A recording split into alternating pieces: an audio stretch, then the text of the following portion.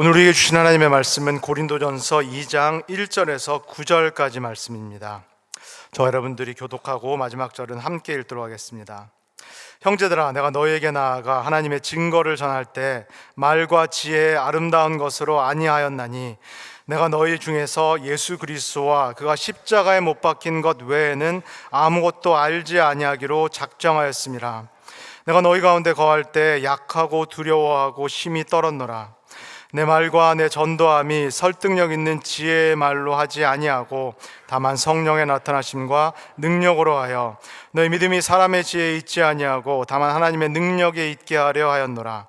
그러나 우리가 온전한 자들 중에서는 지혜를 말하노니 이는 이 세상의 지혜가 아니요 또 이 세상에서 없어질 통치자들의 지혜도 아니요 오직 은밀한 가운데 있는 하나님의 지혜를 말하는 것으로서 곧 감추어졌던 것인데 하나님이 우리의 영광을 위하여 만세전에 미리 정하신 것이라. 이 지혜는 이 세대의 통치자들이 한 사람도 알지 못하였나니 만일 알았더라면 영광의 주를 십자가에 못 박지 아니하였으리라. 기록된 바 하나님이 자기를 사랑하는 자들을 위하여 예비하신 모든 것은 눈으로 보지 못하고 귀로 듣지 못하고 사람의 마음으로 생각하지도 못하였다함과 같으니라. 아멘. 안녕하세요. 수요 저녁 예배에 나오신 모든 분들을 주님의 이름으로 환영합니다. 우리 성도님들은 신앙생활을 대부분 오래 하셨기 때문에 또 교회 생활을 오래 하셨기 때문에 지금까지 수많은 목사님들 또 목회자들 사역자들을 만나셨으리라 싶습니다. 저도 어렸을 때부터 신앙생활을 했고 또 많은 교단들 또 많은 교회들을 다녔기 때문에 수많은 목회자들 그리고 수많은 사역자들을 만났습니다. 우리 성도님들께서 지금까지 만나신 사역자들 중에서 성도님들께서는 어떤 사역자 그리고 어떤 목회자가 가장 좋은 사역자였다, 가장 좋은 목회자였다라고 그렇게 생각이 드시는지요? 저에게 개인적으로 가장 많은 영향을 미친 목회자 그리고 가장 많은 영향을 미친 사역자들은 대부분 말씀 사역자였습니다. 대부분 설교자였습니다. 제가 그분들을 통해서 참 많은 신앙적인 도전을 받았고 또 은혜를 받았고 영향을 받았습니다. 제가 영향을 받은 그 말씀 사역자 설교자들과 제가 개인적인 관계 친분이 없었던 적도 참 많이 있었습니다. 제가 그 목사님을 개인적으로 잘 안다든가 관계를 깊이 맺었기 때문에 그분을 통해서 제가 은혜를 받았고 그분을 통해서 제가 변화를 받은 적이 그렇게 많지는 않습니다. 제가 개인적으로 목회자를 잘 알지 못해도 그 말씀 사역자, 그 하나님의 말씀을 선포하는 설교자를 통해서 지금까지 제가 큰 영향을 받아온 것이 사실입니다. 어느 정도냐면은 다 아시겠지만은 제가 루터하고 칼빈을 전공했는데 만날 수도 없는 그 목사님들, 만날 수도 없는 루터와 칼빈의 그 목사님들을 지금도 저는 저의 영적인 스승으로 모시고 있습니다. 그래서 그분들의 글을 읽고 그분들의 설교를 들으면서 저는 아직도 영적인 그런 지도를, 가르침을 받고 있습니다. 저도 개인적으로 제 사역자로서의 정체성, 제가 목회자로서의 정체성이 있다면 저는 말씀 선포자, 말씀 사역자, 그리고 설교자라고 생각이 듭니다. 우리 성도님들 중에서 제가 2주 전에 이 목사 안수를 받을 때 참석하신 분들 아마 기억하실지 모르겠습니다. 제가 목사 안수를 받을 때 제 목사직이 어떤 직이다, 어떤 직분을 한다라는 것을 설명하는 그런 내용이 있었습니다. 혹시 기억하시는 분들 계신지요? 저는 말씀과 성례전의 목사로서 안수를 받았습니다. 말씀과 성례전의 목사로서 안수를 받았습니다. 그 이야기는 제 목회 사역에서 가장 중요한 사역, 가장 우선순위에 있는 그 사역이 무슨 사역이다라는 말씀일까요? 말씀을 전하는 사역입니다.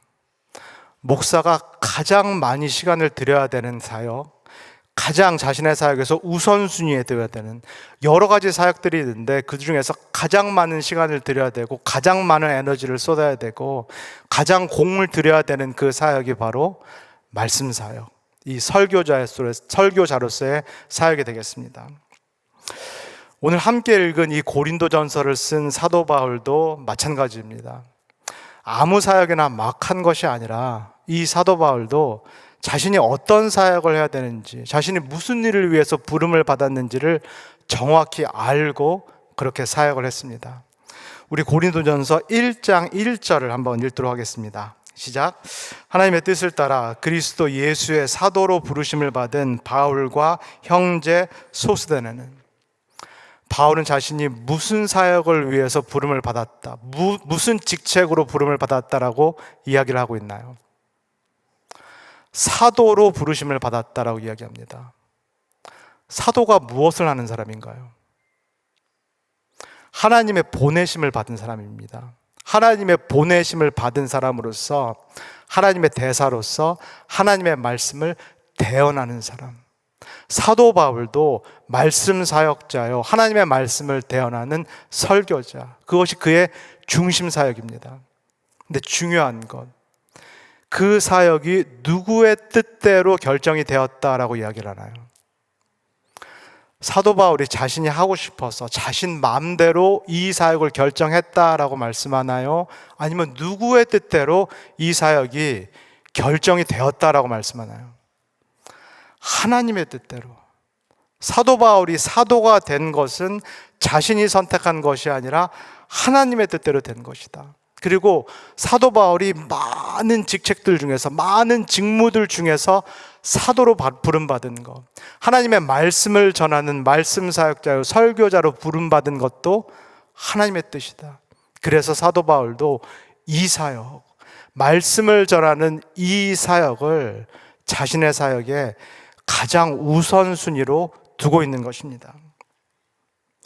그리고 오늘 읽은 이 본문 말씀은 말씀 사역자, 즉 사도로 부름받은 이 사도 바울이 어떤 말씀 사역의 원칙을 갖고 있는가, 어떤 설교의 원칙을 갖고 있는가를 우리에게 말씀을 합니다.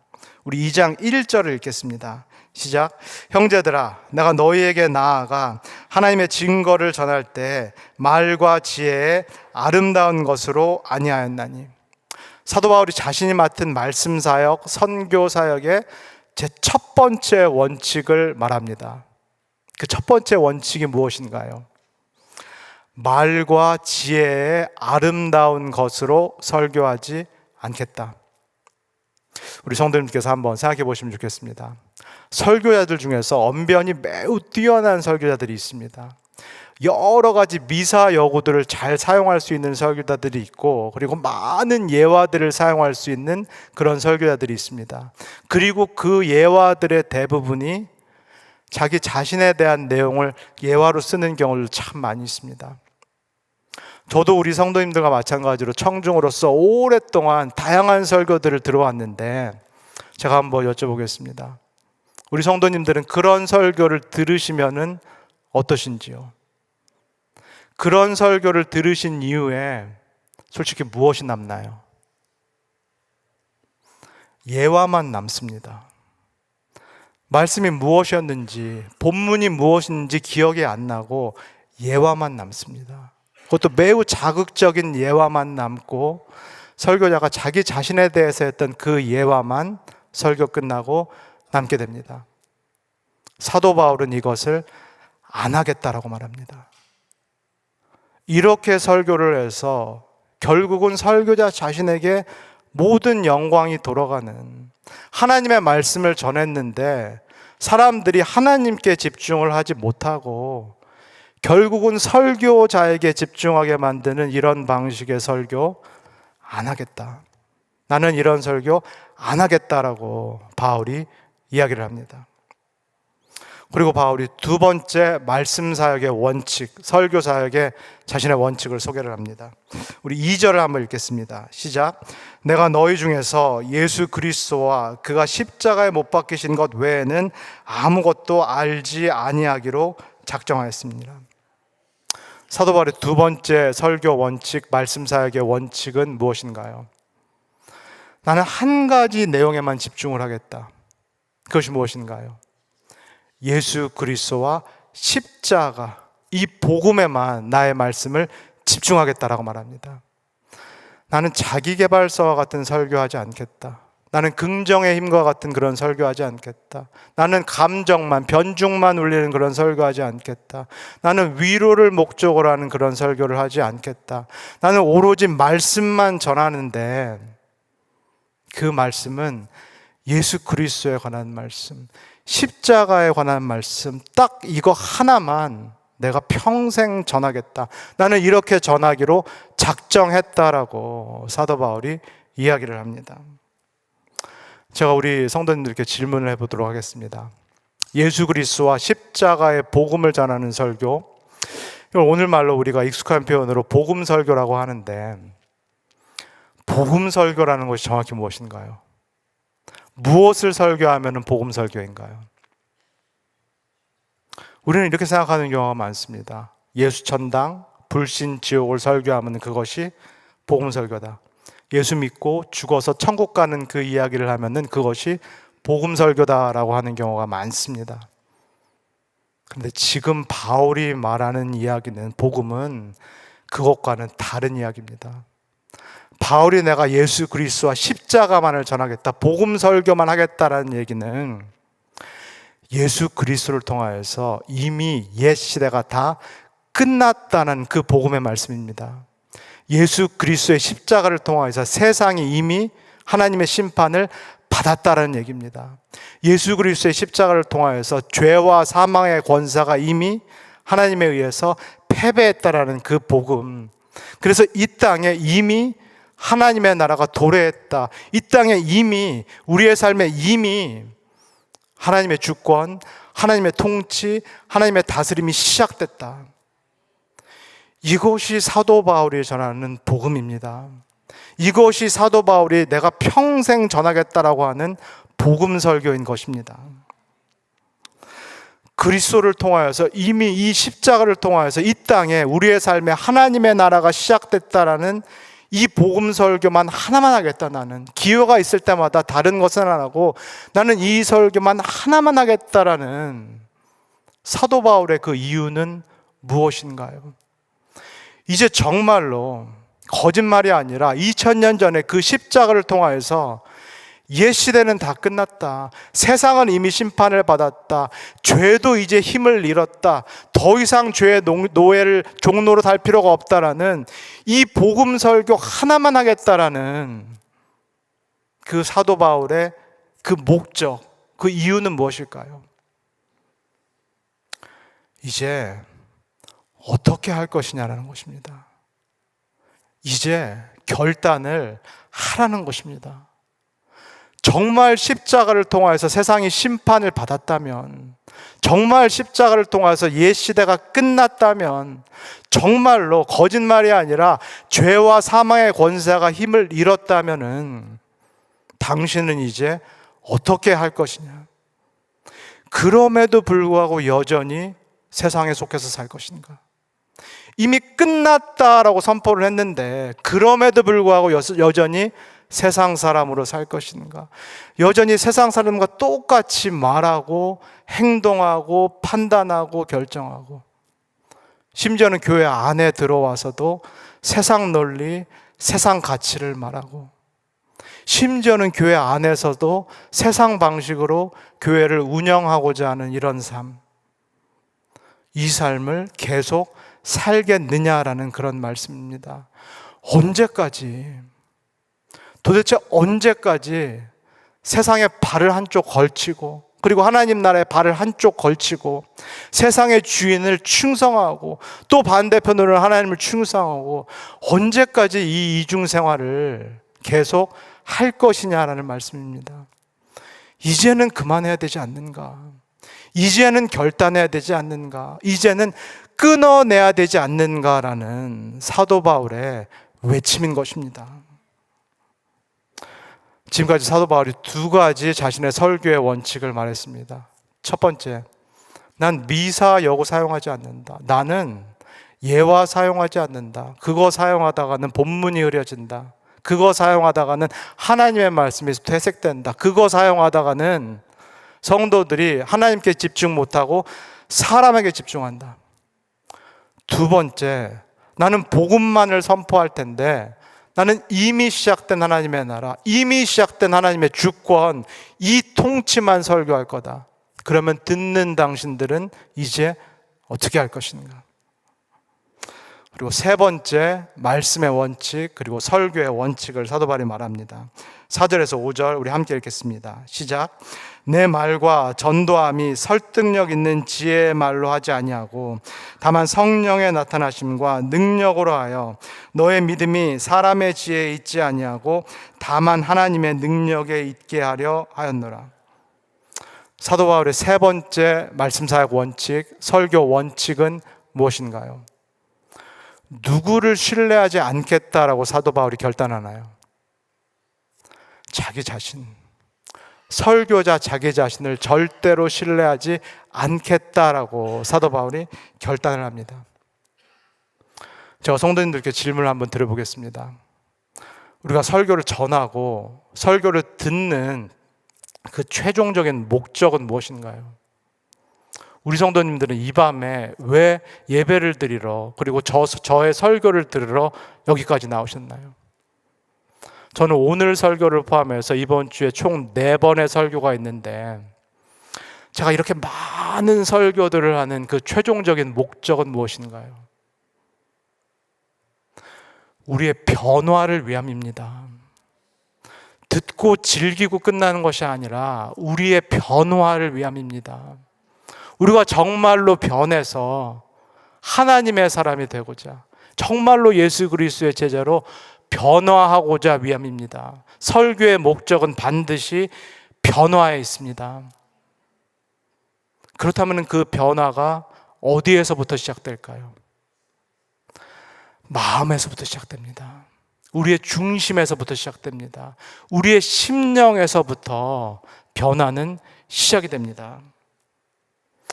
그렇다면 정말 제 설교가 여러분들의 마음, 여러분들의 중심, 여러분들의 심령을 변화시킬 수 있을까요? 지금 제 설교를 듣고 계신데 이 설교를 통해서 정말로 여러분들의 마음, 중심, 심령이 변화되고 정말로 여러분들의 삶이 변화돼서 하나님의 백성으로서, 새언약 공동체의 일원으로서, 그리고 그리스도의 제자로서 그렇게 살아가실 수 있을까요? 딱 한 가지 조건만 있습니다. 성령 하나님께서 그렇게 해주실 때, 성령 하나님께서 우리의 설교를 사용하셔서 그렇게 해주실 때만 우리의 마음속에서 변화가 일어나는 것입니다. 그렇다면 이 일이 모두에게 일어날까요? 지금 성도님께서 여기 다 앉아 계신데 성령께서 말씀을 사용하시고 그래서 심령 가운데 조명하셔서 그 마음을 먼저 바꾸시고 그래서 삶을 바꾸시는 이 일이 여기에 앉아 계신 모든 분들에게 일어날까요? 성경은 그렇지 않다라고 말씀합니다. 성경은 그렇지 않다라고 말씀합니다.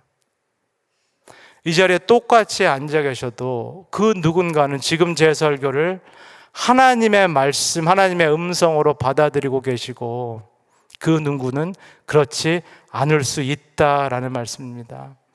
마치 바람이 스스로 불고자 하는 곳으로 불듯이 성령은 그렇게 자의적으로 정말로 주권적으로 움직이는데, 똑같은 하나님의 말씀, 똑같은 설교를 들어도 어떤 심령에게는 이 성령이 그 말씀을 심겨주고 어떤 마음밭에는 이 성령께서 이 말씀을 심겨주지 않는다라고 말씀합니다.